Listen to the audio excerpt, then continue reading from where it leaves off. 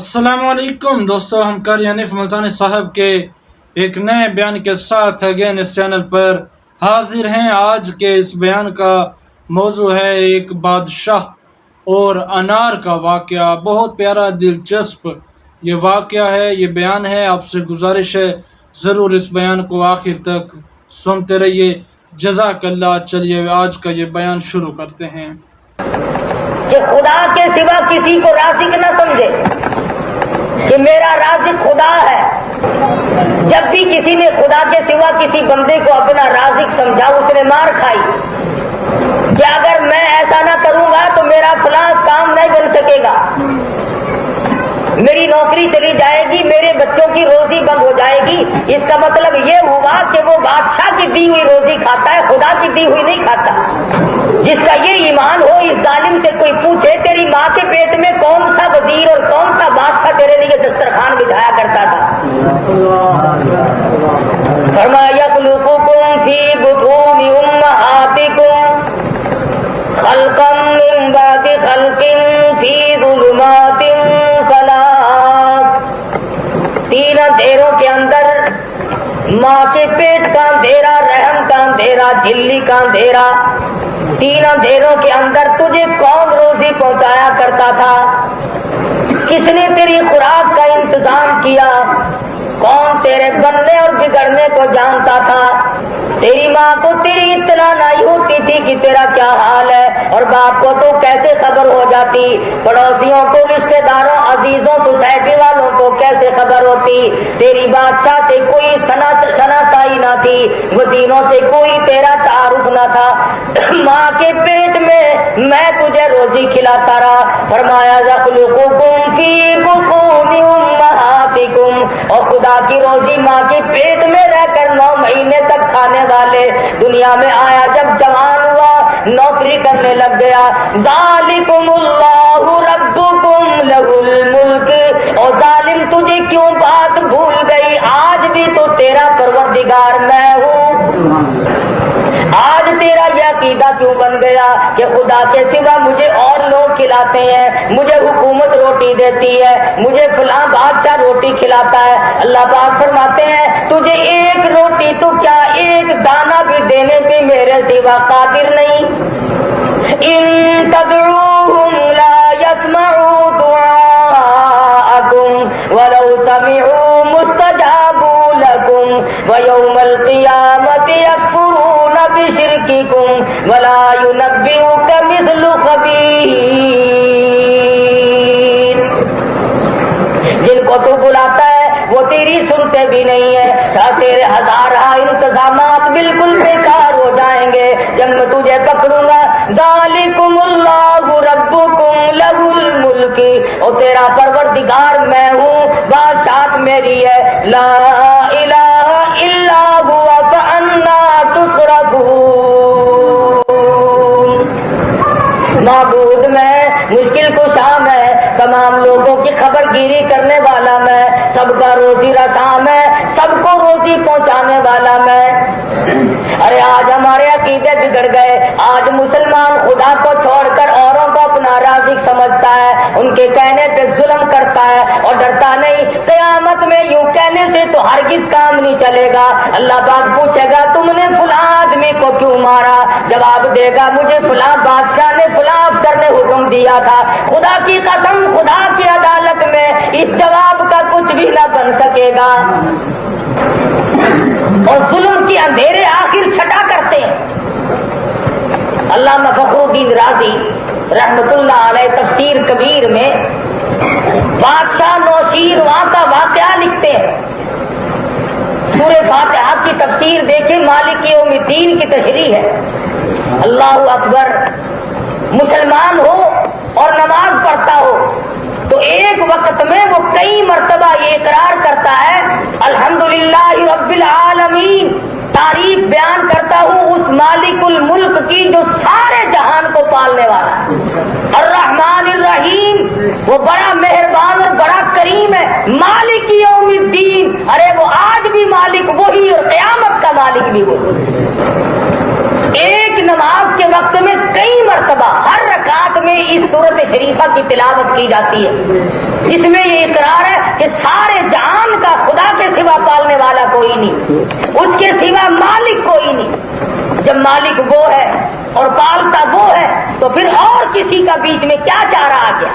تو علامہ فخر الدین رازی رحمۃ اللہ علیہ اپنے زمانے کے بہت بڑے مفسر اور بہت بڑے جید عالم ہیں، اہل علم حضرات جانتے ہیں۔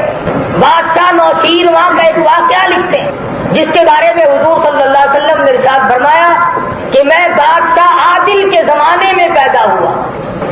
نوشیروان اپنے ملازمین کے ساتھ ساتھ جنگل کو نکل گیا، شکار کے ارادے سے، یہ سفر کے ارادے سے۔ جنگل بہت طول و طویل تھا، ساتھیوں سے بچھڑ گیا، اور جب ساتھیوں سے الگ ہوا تو دھوپ اور بھوک اور پیاس نے پریشان کر دیا۔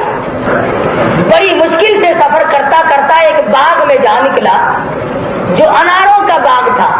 تو باغ میں کچھ دیر سستایا، چھاؤں میں آرام کیا، اس کے بعد باغبان کو تلاش کیا، مالک کو ڈھونڈا۔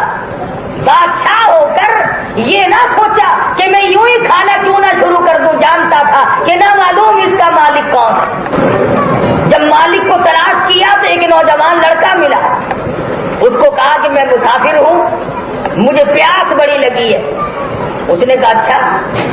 وہ ایک انار توڑ کے لایا اور اس نے اس کے سامنے انار کے دانے کو نچوڑنا شروع کیا، عرق نکالا تو گلاس بھر گیا ایک انار سے۔ اور جب بادشاہ نے پیا تو بڑا لذیذ اور بڑا ذائقے دار اور بڑا ہی میٹھا اور بہت ہی خوش ذائقہ۔ تو گلاس پیتے ہی بادشاہ کے دل میں یہ بات آئی کہ ہمارے محل میں، ہمارے گھر میں تو ایسے انار کبھی بھی نہیں آئے، یہ دیہات کے رہنے والے ایسے ایسے انار کھاتے ہیں، یہ باغ تو ہمیں چھین لینا چاہیے، ہمیں اس باغ کو قومی ملکیت میں لے لینا چاہیے۔ نام قومی ملکیت کا ہوگا، کھائیں گے ہمارے، قوم کو کون دیتا ہے؟ اگر قوم کو کچھ ملتا تو ملک کا یہ حال ہوتا جو آج مشرق سے مغرب تک بنا ہوا ہے۔ اور پھر کہتے ہیں کہ عوام ہماری ساتھ ہے، تو یہ جتنے مار کھا رہے ہیں یہ سارے خواص ہیں، یہ سارے خواص ہیں، بس عوام تم ہو جو سرکار کی دم ہاتھ میں پکڑے ہوئے ہے، جو گورنمنٹ کا ملازم ہے وہ عوام ہے، اور یہ 6-7 کروڑ کی آبادی سارے کے سارے خواص ہیں۔ بادشاہ کے دل میں یہ بات آئی کہ میں اس باغ کو غصب کر لوں گا، ایسے اچھے اچھے انار کھاتے ہیں یہ لوگ۔ کچھ دیر بیٹھا، یعنی احسان کا بدلہ دیکھیے، اس نے خدمت کی، پانی ان کے بجائے انار کا پانی نکال کر رس نکال کے پلایا، اور اندر سے کیا شکریہ نکلا ہے، وہ پانی بھی پلا سکتا تھا۔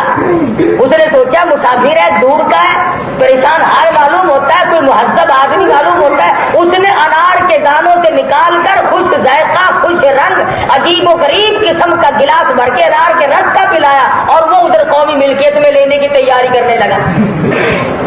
کچھ دیر کے بعد کہنے لگا کہ بلے لڑکے، ساری عمر میں ہماری تیری پہلی ملاقات ہے اور بہت ممکن ہے کہ آخری بھی ہو، ایک گلاس ہمیں اور پلا دے۔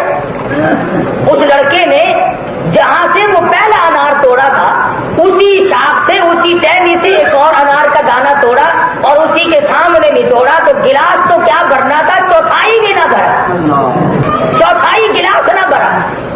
اور جب پی کے دیکھا تو لذت بھی ختم، ذائقہ بھی ختم، مٹھاس بھی ختم، تمام چیزیں برباد ہو گئی۔ بادشاہ کہنے لگا، نوجوان ٹھگی شروع کر دی، پہلا انار اور پیڑ کا تھا، یہ انار اور پیڑ سے توڑ کے لائے ہو، وہ کوئی تم نے اسپیشل اپنے لیے رکھا ہوا تھا جس کا رس تم نے مجھے پہلے پلایا، یہ اور ذائقہ ہے، وہ اور ذائقہ تھا۔ وہ کہنے لگا قسم لے لو، پیڑ تو کیا، میں نے تو شاخ بھی نہیں بدلی،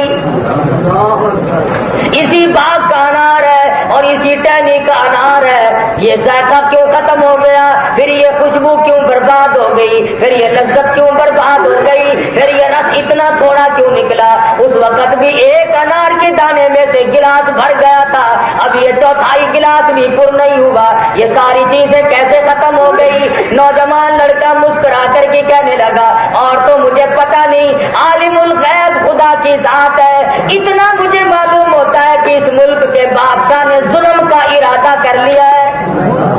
ارے نوجوان پھر کیا ہوا، اس نے اگر ظلم کا ارادہ کیا تو باغ میں کیوں آ کر کے خرابی مچ گئی؟ نوجوان کہنے لگا ظلم کا اندھیرا، ظلم کا دھواں اتنا شدید ہوتا ہے، ابھی اس نے ارادہ کیا، اس کے دل کا ارادہ نکلا، باہر ہوا میں آیا اور باغ میں پہنچا، تنے تنے میں پہنچا، پتے پتے میں پہنچا، دانے دانے میں پہنچا، ارے ظلم کے اثرات دانے دانے تک پہنچ گئے، لذت بھی ختم ہو گئی، برکت بھی ختم ہو گئی، ذائقہ بھی برباد ہو گیا، مٹھاس بھی ختم ہو گیا، ظلم کا ارادہ کرتے ہی سارے جان میں فساد آ گیا۔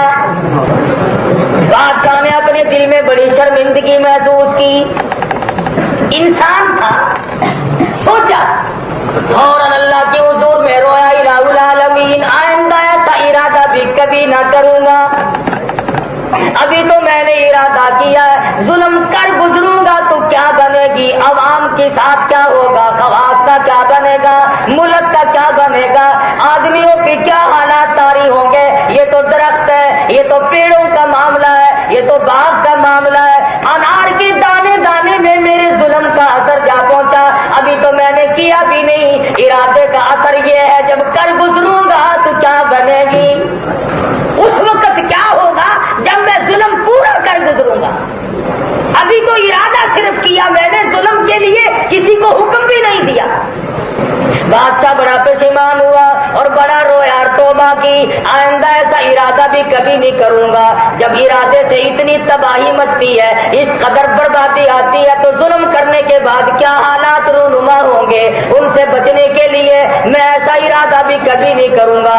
ہمیشہ ہمیشہ کے لیے دائمی توبہ کی، اللہ کی حضور میں عاجزی کی، رویا، استغفار کی، اور کافی دیر کے بعد پھر نوجوان کے پاس گیا اور کہنے لگا لو اب میرا روانگی کا وقت آ گیا، اب میں تجھ سے رخصت ہونا چاہتا ہوں، اگر تیری طبیعت اجازت دے مہربانی کر سکتے ہو تو ایک انار نچوڑ کے اور پلا دو، اگر تیری طبیعت اجازت دے۔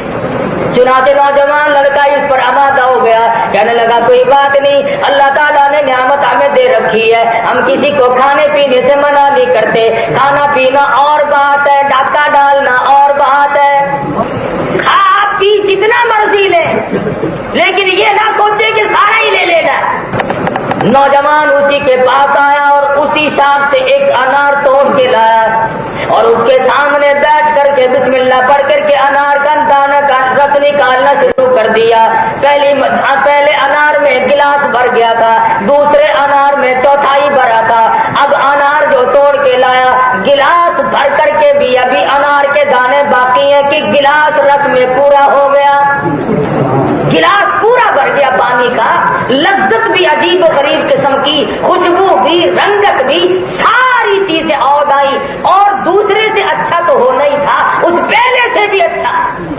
جب بادشاہ نے پیا تو کہنے لگا ارے نوجوان یہ کوئی خاص پیڑ تم نے رکھا ہوا ہے، یہ کوئی تم نے خاص پیڑ اپنے لیے رکھا ہوا ہے؟ وہ کہنے لگا مجھ سے قسم لے لو میں نے باغ تو کیا، پیڑ تو کیا، درخت تو کیا، میں نے تو ٹہنی اور شاخ بھی نہیں تبدیل کی، اسی شاخ سے لایا ہوں جس سے پہلے لایا تھا، تینوں انار ایک جگہ کے ہیں۔ تو بادشاہ حیران ہو کر کے کہنے لگا پہلے انار کا ذائقہ ایسا ایسا تھا اور دوسرے انار میں سے پانی بھی نہیں نکلا، رنگت بھی ختم ہو گئی، ذائقہ بھی برباد ہو گیا، لذت بھی ختم ہو گئی، اور پھر تیسرے انار میں اور خوشبو عجیب و غریب قسم کی پیدا ہو گئی، لذت بھی عجیب آئی، چاشنی بھی بڑی عجیب ہے، پانی بھی زیادہ نکلا، اس کی کیا وجہ ہے؟ نوجوان مسکرا کر کے کہنے لگا اور تو مجھے پتا نہیں، یوں معلوم ہوتا ہے کہ اس ملک کے بادشاہ نے ظلم سے توبہ کر لی ہے۔ حیران ہے بادشاہ کہ میرے دل کے اثرات پتے پتے پہ پڑ رہے ہیں، اب میں نے توبہ کی تو وہ اثرات پتے پتے میں پہنچے، دانے دانے میں پہنچے، پیڑ پیڑ میں پہنچے اور باغ کے اندر سے پھیلتے ہوئے پورے جنگلات اور پورے ملک میں پھیلے۔ تو بادشاہ نے توبہ کی کہ میں آئندہ کبھی بھی کسی کی چیز لینے کا ارادہ تک بھی نہیں کروں گا۔ تو تفسیر کبیر میں علامہ فخر الدین رازی رحمۃ اللہ علیہ نے لکھا ہے کہ جب نیت کرنے سے، جب ارادہ کرنے سے بربادی یوں آتی ہے، اور جو کر گزرے اور جو کر رہے ہوں ان کے یہاں برکت کہاں سے آئے گی، ان کے کے یہاں خیر کہاں سے آئے گی، ان کے یہاں اطمینان کہاں سے آئے گا، ان کے یہاں امن کہاں سے آ جائے گا؟ یہ الگ بات ہے کہ ایک آدمی نہتا ہو اور ایک آدمی کچھ لیے کھڑا ہو، لیکن اس کو امن نہیں کہتے۔ یہ بھول ہے کہ کوئی آدمی یہ کہے کہ صاحب میری حفاظت تو فلاں پارٹی کر لے گی۔ کسی کی حفاظت خدا کے سوا کوئی نہیں کر سکتا۔ اور ان لوگوں کے بارے میں یہ خیال کرنا کہ صاحب یہ تو مار کھا کھو کر کے یوں ہی بیٹھ بٹھائی جائیں گے، یہ تو غلط بات ہے۔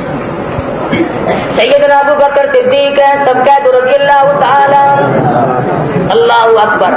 فرماتے ہیں اچانک میں ایک محلے کی طرف جا نکلا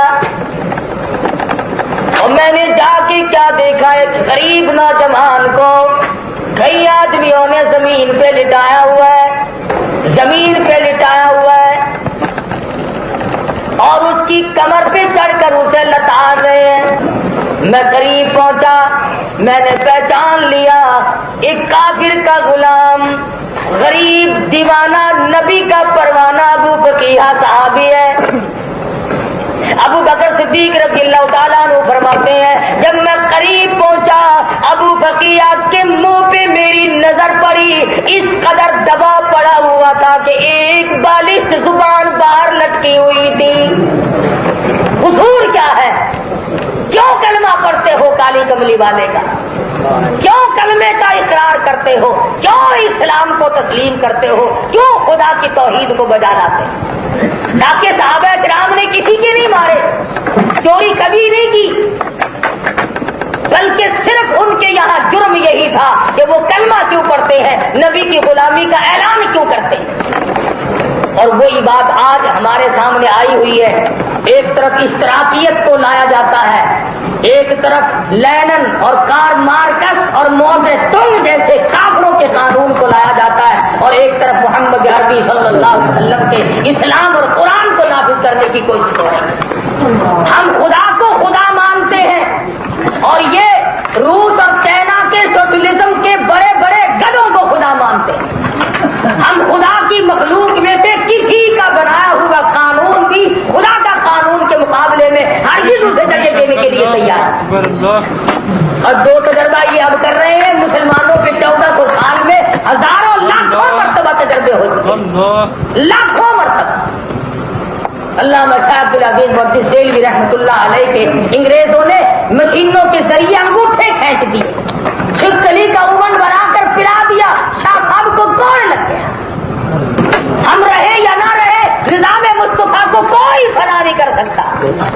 جتنے بھی نظام مصطفیٰ کو فنا کرنے کے لیے لوگوں کو مارتے ہیں، تکلیف دیتے ہیں، پریشان کرتے ہیں، خدا کی قسم یہ سب مرنے والے ہیں، سب کی موت آگے رہے، لیکن ہم مریں گے کلمہ پڑھتے ہوئے، اور یہ انہی لوگوں کا نام لیتے ہوئے مریں گے آخری وقت میں بھی جن کی وجہ سے یہ لوگوں کو مارتے ہیں۔ خدا جب حساب و کتاب مانگے گا، اللہ پوچھے گا جب دنیا سے چلے تو کیا کر رہے تھے؟ کوئی ایک کہے گا میں کلمہ پڑھ رہا تھا، دوسرا کہے گا میں کلمہ پڑھنے والے کے اوپر لاٹھیاں برسا رہا۔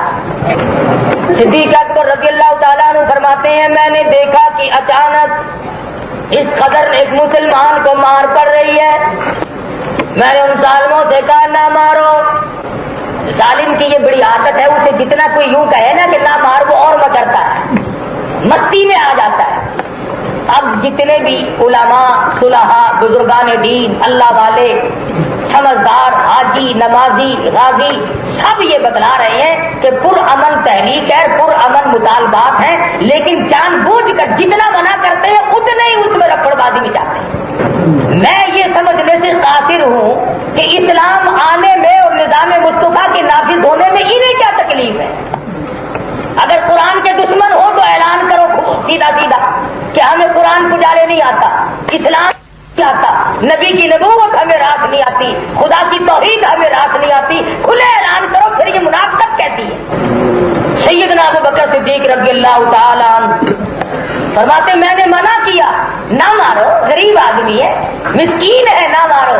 نے کہا غریب کو مارنے میں تو مزہ آتا ہے، تکڑا کم مار کھاتا ہے، تکڑا کم مار کھاتا ہے، مار تو کھائے گا ہمیشہ غریب، مار کھائے گا کمزور، مار کھائے گا مسکین، لیکن اس وقت تک جب تک کہ اس کا خالق و مالک اس کا ساتھ نہ دے، اور جب وہ ساتھ دے گا تو پھر اس کا مقابل دشمن جو ہے وہ مرا مرایا۔ سیدنا ابوبکر صدیق رضی اللہ تعالیٰ عنہ فرماتے میں نے تو منع کیا کہ نہ مارو، غریب ہے، وہ اور مستی میں آ گئے۔ ابو بکیہ کی کمر پہ پشت پہ چھلانگیں لگانی شروع کر دی۔ فرماتے ہیں میں بالکل قریب کھڑا تھا، نزدیک تھا، اچانک میرے کانوں میں ابو بکیہ کی پسلیاں کڑاک کڑاک کر کے ٹوٹنے کی آواز آنے لگی۔ صحابی کی پسلیاں توڑ دی۔ جرم کیا ہے؟ کلمہ کیوں پڑھتا ہے؟ امام الانبیاء کی غلامی کیوں اختیار کی ہے؟ کالی کملی والے کا غلام کیوں بنا؟ قرآن پر ایمان کیوں لایا؟ اللہ کی توحید پہ ایمان کیوں لایا؟ انہوں نے بھی یہ اتہامی الزام نہیں دیا کہ ہماری چوری کی ہے، ہمارا کوئی نقصان کیا ہے۔ ابو بکر نے پوچھا لوگوں کیوں مارتے ہو؟ کہنے لگے جب تک یہ کلمے کا انکار نہ کرے اسی طرح سے مار کھانی پڑے گی۔ ابو بکر صدیق رضی اللہ تعالیٰ عنہ فرماتے ہیں میں دیکھ نہ سکا، میں سہ نہ سکا، میں نے اسی وقت انہیں کہا نیچے اتر جاؤ، ظالمو تمہارا غلام ہے، سودا کر لو میں خرید لوں گا۔ کہنے لگے ہاں یہ بات ممکن ہے کہ ہو جائے، لیکن یوں ہی چھوڑ دینا، دو راستوں کے سوا تیسرا کوئی نہیں، یا تو یہ جان سے مر جائے یا کلمے کا انکار کرے۔ ابو بکر صدیق رضی اللہ تعالیٰ عنہ فرماتے ہیں کہ میں نے ان سے سودا کرنا شروع کیا تو بڑی مشکل سے سودے پہ آمادہ ہوئے اور کہنے لگے ہم ابو بکیہ کے بدلے میں 200 دینار لیں گے، 200 دینار کے بدلے میں ہم اسے بیچ سکتے ہیں۔ ابو بکر صدیق رضی اللہ تعالیٰ عنہ فرماتے ہیں اس وقت ہمارے لیے اتنی بڑی دولت تھی 200 دینار کہ ہاتھ نہیں آیا کرتے تھے۔ بڑی مشکل سے میں نے کہا چلو ابو بکیہ کو میں 200 دینار میں ہی خرید لیتا ہوں۔ کیوں؟ اس لیے قیامت میں اگر اللہ پاک نے مجھ سے یہ پوچھ لیا ابو بکر میرے ایک مسلمان بندے کی تیرے سامنے پٹائی ہوئی اور تم اسے کھڑے دیکھتے رہے تو میں اس کا کیا جواب دوں گا؟ میرے پاس اس وقت کیا جواب ہوگا؟ دن دولت اپنی جگہ پہ رہ جائیں گے۔ خدا بندے عالم نے اگر اسی بندے کی وجہ سے مجھے پکڑ لیا تو میں ہمیشہ ہمیشہ کے لیے مارا جاؤں گا۔ ابو بکر صدیق رضی اللہ تعالیٰ عنہ نے خرید لیا، ظالموں کے نیچے سے نکال لیا، انہیں پیسے ادا کر دیے اور ابو بکر صدیق نے نیچے سے نکال کر زخموں کی مرہم پٹی کی اور کپڑے جھاڑے اور جلدی سی ٹھنڈا پانی کا پیالہ لا کر ابو بکیہ کو پیش کر دیا۔ ابو بکیہ بڑی مار پڑی ہے، کلمے کی وجہ سے بڑی مصیبتوں کا سامنا کرنا پڑا، بڑی پیاس لگی ہے، حلق خشک ہو گیا، ایک بالش کے قریب زبان باہر لٹکی ہوئی میں نے دیکھی۔ ظالم نے اپنے ظلم کی انتہا کر دی، پر ابو بکیہ تو نے بھی اپنے عشق کی انتہا کر دی۔ وہ کہنے لگا ابو بکر تیرے احسان کا بدلہ خدا دے گا، میں کیا بدلہ دے سکتا ہوں؟ میں غریب ہوں، میں نادار ہوں، میں مسکین ہوں، میں مفلس ہوں، میں فقیر ہوں، میں کیا بدلہ دے سکتا ہوں؟ میرا پروردگار تجھے اس نیکی کا بدلہ دے گا، پر پانی پینے کے لیے مجبور نہ کر، میں پانی پی نہیں سکتا۔ ابو بکر فرمانے لگے کیوں؟ ارے حلق خشک ہے، پیاس لگی ہے، اتنی مار پڑی ہے، 2-4 گھونٹ پانی کے پی لے۔ ابو بکیہ فرمانے لگے ابو بکر جانتے ہو کس وجہ سے مجھ پہ مار پڑی ہے، کیوں مجھے مارا گیا ہے؟ میں سرکار مدینہ کا غلام ہوں، یہی میرا قصور ہے، یہی میرا جرم ہے۔ میرا اعلان سنو، جب تک میں شربت دیدار نہ پی لوں، جب تک امام الانبیاء کا دیدار نہ کر لوں، ایک گھونٹ پانی کا میرے حلق سے گزرے گا نہیں۔ تھوڑا بہت کچھ تو پانی پی لے، بڑی پیاس لگی ہے، میں تجھے سرکار مدینہ کی خدمت میں ابھی لیے چلتا ہوں، تجھے حضور کا دیدار بھی ہو جائے گا، کچھ پانی تو پی لے۔ کہنے لگا میرے بس کا روگ نہیں، کیوں؟ اس لیے کوئی مجنون بتاتا ہے، کوئی کہتا ہے دیوانہ، یہ تو مرض عشق احمد کا ہوا بیمار میں بھی ہوں۔ تک میں حضور کی زیارت نہ کر لوں ایک بوند پانی کی میرے حلق سے گزرے گی نہیں۔ مجھے معلوم ہے مار جو اسی لیے پڑی ہے، میری پسلیاں توڑ دی گئی، مجھے لتاڑا گیا، اور آج تو تم نے دیکھ لیا، روزانہ تجھے کیا معلوم جو رات کو مجھ پہ مار ہمیشہ پڑا کرتی تھی، میں تو بڑی مار کھاتا چلا آیا ہوں۔ ابو بکر صدیق رضی اللہ تعالیٰ عنہ نے ابو بکیہ کو ساتھ لیا، سہارا دے کے لے کے چلے۔ ادھر کسی مسلمان نے جا کر دوڑ کر سرکار مدینہ کو بتلا دیا، عرض کر دیا ابو بکیہ کو بڑی مار پڑی ہے، اس کی پسلیاں توڑ دی گئی۔ ارے آج کسی کو چوٹ لگے گی اس کے گھر والے رویں گے، اس کے رشتے دار رویں گے، اس کے عزیز و اقربا رویں گے۔ خدا کی قسم ابو بکیہ کو مار پڑی، سرکار مدینہ روئے، حضور اکرم صلی اللہ تعالی علیہ وسلم رو رہے ہیں، میرے غریب صحابی، او میرے غریب دیوانے، تجھے کلمے کی وجہ سے اتنی مار کھانی پڑی کہ تیری پسلیاں توڑ دی گئی، اور یوں بتایا گیا کہ پانی نہیں پیتا، دیدار کا مشتاق ہے۔ حضور انور صلی اللہ تعالی علیہ وسلم انتظار فرما رہے ہیں، ابو بکیہ کو لے کر آئیں گے، اپنے گھر سے باہر تشریف لے آئے۔ قربان جاؤں سرکار مدینہ کے ان غلاموں پہ جو حضور صلی اللہ تعالی وسلم دیدار کرانے کے لیے تشریف لائے۔ ارے ہمارا تو عقیدہ ہے آج نظام مصطفیٰ صلی اللہ علیہ وسلم کے لیے جو لوگ شہید ہو گئے، خدا کی قسم میرا ایمان ہے ان کی روحوں کا استقبال سرکار مدینہ نے فرمایا، امام الانبیاء نے ان کا استقبال کیا۔ تو میری وجہ سے کوئی زمین کی وجہ سے مرا ہوگا، کوئی نہری پانی کی وجہ سے مرا ہوگا، کوئی کسی عورت کے عشق میں مرے گا، کوئی روپے پیسے کے جھگڑے میں مرے گا۔ ارے کتنا خوش نصیب ہوگا وہ شہید جس کی روح کو نکلتے ہی سرکار مدینہ کا دیدار ہو اور حضور فرمائے آجا تو میرا ہے میں تیرا ہوں۔ ابو بکیہ رضی اللہ تعالیٰ عنہ کو آہستہ آہستہ ابو بکر لے آئے۔ سرکار مدینہ صلی اللہ تعالی علیہ وسلم نے ابو بکیہ کو سینے سے لگا لیا، رحمت والا ہاتھ پھیرا، پاس بٹھا لیا، فرمایا ابو بکیہ میں نے سنا ہے بڑی مار پڑی ہے، پسلیاں توڑ دی گئی۔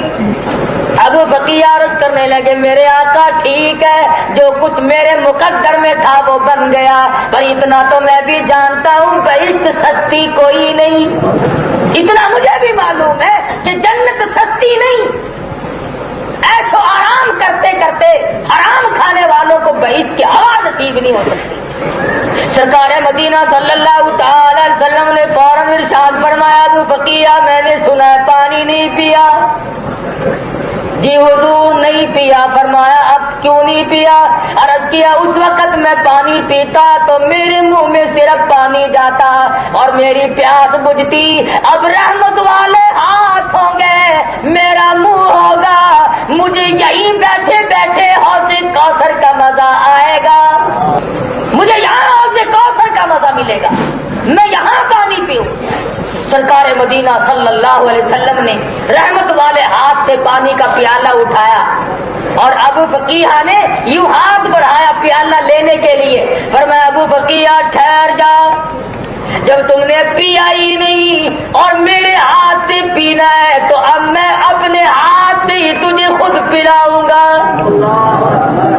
سرکار نے رحمت والے ہاتھ سے ابو بکیہ کے منہ کو پانی کا پیالہ لگا، ابو بکیہ نے رج رج کے پانی پیا اور کہنے لگا کیوں نہ پیوں، آج مجھے جنت کا مزہ آیا، آج مجھے حوض کوثر کا مزہ آیا، کیوں میرا یقین ہے ساقی کوثر چشم فیضا ابر نوازش لطف بدامہ رحمت حق کی بارش پہ ہم صلی اللہ علیہ وسلم میں تو جس وقت پانی پی رہا تھا تو مجھے تو حوض کوثر کا مزہ یہی آ گیا. سرکار مدینہ نے دعا فرمائی, جلدی صحتیاب بھی ہو گئے. تو دونوں چیزیں اللہ تبارک و تعالیٰ نے عام نہیں کر دی کہ دنیا میں بھی ایسے عشرت کرو اور آرام کرو, اور آخرت کی نعمتوں سے بھی اللہ پاک اس طرح سے مالا مال کرتے.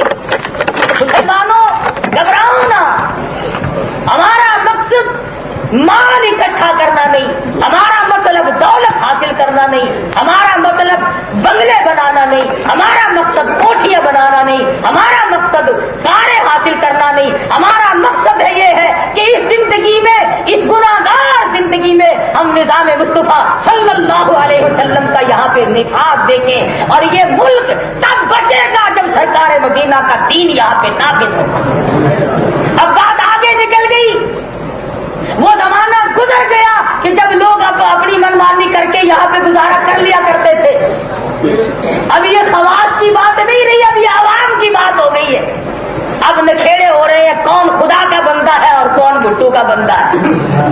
جو خدا کا بندہ ہے وہ نظام مصطفیٰ کے لیے تن من دھن کی بازی لگا کر کوشش کرے گا, اطمینان حاصل کرے گا, اس کو مرنے میں بھی فائدہ, اس کو جینے میں بھی فائدہ. اور جو بھٹو کا بندہ ہے اس کو جینے میں بھی گھاٹا, اس کو مرنے میں بھی گھاٹا. اور یہ بات ہم ہمیشہ کہتے ہیں, اور نہ ہمارے مقصد میں یہ شامل ہے کہ کسی کو مارو یا کسی کو توڑ پھوڑ کرو یا کوئی آگ لگاؤ. ہم آپ کو بھی منع کرتے ہیں, عوام کو بھی منع کرتے ہیں. اور ان ظالموں کو کس نے کہا کہ نہتے شہریوں پہ ڈنڈے برساؤ, انہیں اکٹھے کرو اور نرغے میں لو اور مارو. تمہاری بہادری بھی دیکھ لی جائے گی, وقت سارا بیت تو نہیں گیا. ابھی تو اندرا گئی ہے, مرار کی ڈسائی تو اب آیا ہے. سب کی بہادری کے راز کھل جائیں گے, تھوڑے سے ٹھہرو. اپنوں کو مارنا کوئی کمال نہیں. تیرے بچے کو ٹھوکر لگ جائے تو باپ کا کلیجہ اکٹھا ہو جائے, اور دوسروں کے بچوں کو اکٹھا کر کے یوں بے تازہ مارا جاتا ہے. شرم نہیں آتی, غیرت نہیں آتی. مسلمان ایسا نہیں کر سکتا, میرا ایمان, مسلمان ایسا قتل نہیں کر سکتا. مظاہرین مظاہرہ کرتے ہیں, مطالبہ کرتے ہیں, چند نعرے لگا لیتے. تمہیں نعروں کی بھی, ارے تم ملک کا کروڑوں پی گئے, تم نے لوگوں کے لہو پی لیے. ان کاروں میں ہمارا لہو جلتا ہے جن میں تم دوڑے دوڑے پھرتے, اور ہمارے نعرے بھی نہیں سن سکتے. اس لیے اس ملک کو بچاؤ, اس کو برباد نہ کرو اس طرح سے. ملک ہمارا بھی ہے, تمہارا بھی ہے. نہ تم کہیں بھاگ کے جا سکتے ہو, نہ ہم نے کہیں بھاگ کے جانا ہے. اور اصل درد تو ہمیں ہے. ملک ہم نے بنا, ہم نے اس کے لیے قربانیاں دی ہیں. ہم وطن سے بے وطن ہوئے, ہم نے کوٹھیاں چھوڑی, اور خدا کی قسم 18 برس تک گھاس کی جھوپڑی میں وقت گزارا. اس لیے خدا کے قہر سے ڈرو, اس کے عذاب سے ڈرو. یہ تمہارے پڑوسی ملک ایران میں 1 مہینے میں 2 دفعہ زلزلہ آ چکا ہے. اگر یہاں ہلچل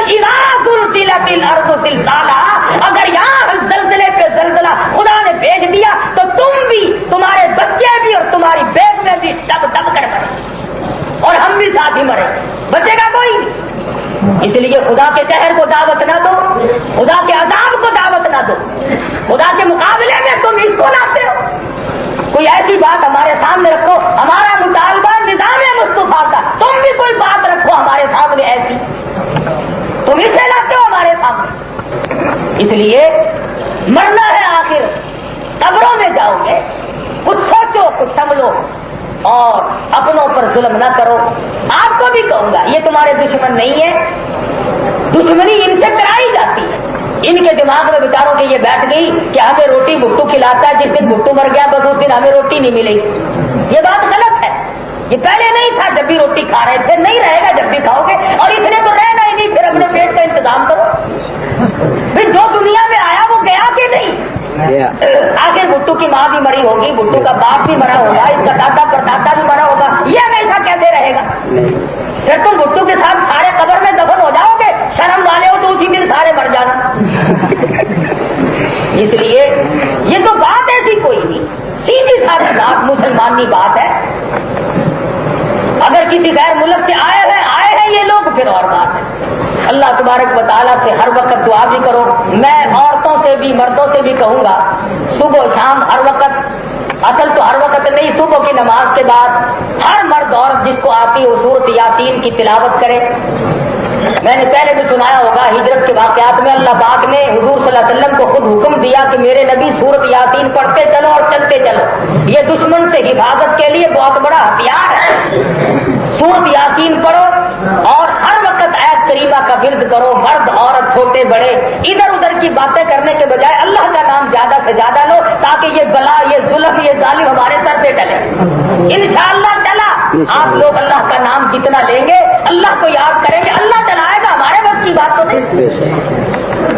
اس لیے دعا بھی کرو، چھوٹے بچوں سے بھی ہر وقت دعا کراؤ اور آپ خود بھی دعا کرو. اللہ پاک ہم سب کو اپنی امان میں رہنا بچے عطا فرمائے. باقی امان الحمدللہ رب العالمین. بسم اللہ الرحمن الرحیم. اللہم صلی وسلم وبارک علی سیدنا مولانا محمد النبی الامی الہاشمی وعلی آلہ واصحابہ برۃ الکرام. ربنا ظلمنا انفسنا وان لم تغفر لنا وترحمنا لنکونن من الخاسرین. ربنا لا تجعلنا فتنة للقوم الظالمین ونجنا برحمتك من القوم الكافرين. واعف عنا واغفر لنا وارحمنا انت مولانا فانصرنا على القوم الكافرين. اے اللہ سب بیماروں کو شفا عطا فرما. یہ ہمارے حافظ عبد الاول صاحب جو اذان دیتے ہیں ان کی دادی بڑی سخت بیمار ہے، دعا کرو اللہ پاک سے استقامت بخشے اور بہت قریب ہو تو اللہ ایمان کے ساتھ خاتمہ کرے. ایک اور نوجوان بڑا پریشان ہے، دل کا دورہ، بچی بیمار، اللہ پاک سے دعا کرو اللہ اس کے دکھوں کو دور کرے. اللہ سب بیماروں کو شفا عطا فرما. یا اللہ جتنے اس تحریک میں زخم کھا کھا کر اسپتالوں میں گھروں میں پریشان ہیں، تڑپ رہے ہیں، یا اللہ سب کو صحت عطا. یا اللہ جو شہید ہو گئے ہیں سب کو جنت الفردوس کے اعلیٰ سے اعلیٰ عطا فرما. یا اللہ تمام مسلمانوں کی اس تحریک کو کامیاب فرما. پروردگار ہمارے اعمال کو نہ دیکھ، ہماری بدعمالیوں کو نہ دیکھ، اپنے کرم اور فضل کو دیکھ. مولا یہ سارا ملک بھٹی کی طرح سے تپ رہا ہے، کرم فرما. یا اللہ اس مصیبت کو دور فرما. یا اللہ جو ظالم ظلم کر رہے ہیں ان سب کو برباد کر دے. مالک کائنات چھوٹے بچے مرد عورت سارے پریشان ہیں، سب پریشانوں کو دور فرما دے. الہی ہم گناہگار ہیں، سیاکار ہیں، تیرے کرم کے امیدوار ہیں، کرم فرما. یا الہی فضل فرما. الہی نوجوان بچے شہید ہو رہے ہیں، یا اللہ بڑے بڑے عزت والے لوگ ذلیل ہو رہے ہیں. یا اللہ ہماری آبرو مٹ گئی، پروردگار عالم لوگوں کے کاروبار تباہ ہو گئے. الہی امن خطرے میں پڑ گیا. مالک کائنات ہم سب کی عزت آبرو کی حفاظت فرما. یا اللہ سب کی جان کی حفاظت فرما. یا اللہ اس ملک کو کیا کیا قربانیاں دے دے کر کے حاصل کیا تھا، اے اللہ. آمین آمین. سبحان اللہ سبحان اللہ. دوستو یہ تھا آج کا قاری حنیف ملتانی صاحب کا خوبصورت سا دلچسپ اور مکمل بیان جو آپ نے سنا. میں امید کرتا ہوں آپ کو یہ بیان ضرور پسند آیا ہوگا. اس بیان کے آخر میں دوستو آج ہم آپ سے شیئر کرنے والے ہیں حضرت کعب الاحبار رضی اللہ تعالی عنہ نے فرمایا ہے، جس نے موت پہچان لی اس پر دنیا کی مشکلات آسان ہو گئیں. اور حدیث شریف میں ہے کہ جب کسی بندے پر اللہ تعالیٰ اپنی رضا و خوشنودی کا اظہار کرنا چاہتا ہے تو حضرت اسرائیل علیہ السلام کو حکم دیتا ہے فلاں بندے کے پاس جاؤ اور اس کی روح کو میرے پاس لاؤ تاکہ عمل کرنے کی تکلیف سے آرام دوں. میں نے اس کا امتحان لے لیا جیسا کہ میری مرضی تھی، میں نے اسے ویسا ہی پایا جیسا میں چاہتا تھا. ملک الموت 500 فرشتوں کے جلوس کے ساتھ اس شان سے آتے ہیں کہ ہر ایک کے پاس گلاب، چنبیلی کے پھولوں کی شاخیں اور زعفران کی جڑیں ہوتی ہیں جو فضا کو خوشبو سے مہکاتی ہیں، اور ان میں سے ہر ایک فرشتہ تازہ بتازہ بشارت سے نوازتا ہے. جب شیطان انہیں دیکھتا ہے تو اپنا سر پھوڑتا ہے، چیختا چلاتا ہے. اس وقت اس کے لشکری کہتے ہیں، ارے ہمارے چیئرمین تجھے کیا مصیبت پڑی؟ وہ جواب دیتا ہے، کیا تم نہیں دیکھ رہے کہ اس بندہ کو اس کی بارگاہ سے کتنی کرامات و عنایات سے نوازا جا رہا ہے؟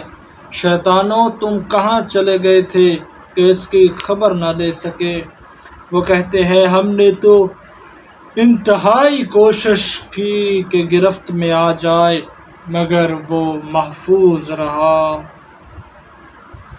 حضرت عیسیٰ علیہ السلام جب موت کو یاد کرتے تو آپ کے بدن مبارک سے خون جاری ہو جاتا۔